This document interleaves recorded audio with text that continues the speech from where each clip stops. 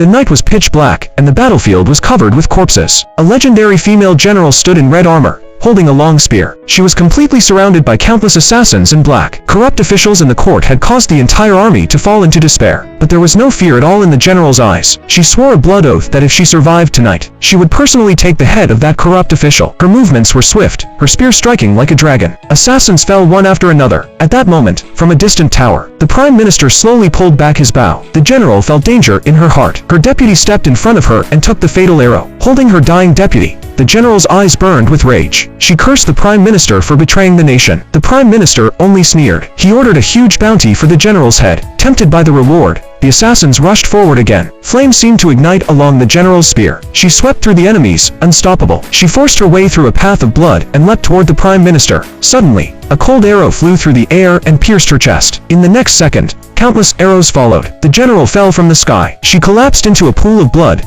filled with regret. She never imagined that after joining the army at 18 and defeating countless foes, she would die like this. When the woman opened her eyes again, she found herself at an engagement banquet, but the groom, who was supposed to be there, still had not appeared. The guests began whispering and gossiping. Just then, the groom was carried in by two people. When the woman saw his face clearly, she was overjoyed. The man looked exactly like her deputy from her past life. Seeing him being supported, she thought he was in danger. Without hesitation, she knocked the two people away and grabbed the man, pulling him outside.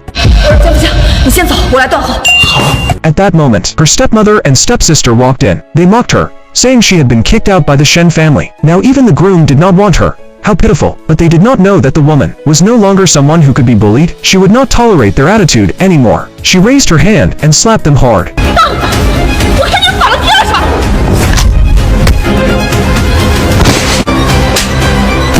Faced with the powerful presence she gave off, the stepsister was instantly terrified. She did not dare say another word. After the engagement banquet ended, the woman moved directly into the man's home. But the man tried to intimidate her. He pretended to be a ghost to scare her. Instead, he was beaten badly by her.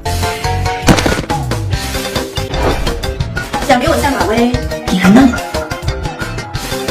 秦月，你疯了吧？你敢打我？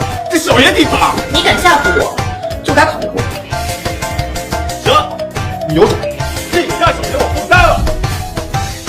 To fully set rules for this unruly husband, the woman decided to personally go to a party and drag him back. At the same time, the man was bragging loudly to his friends. He was certain the woman would not dare do anything to him. 就他那小身份，我气就气。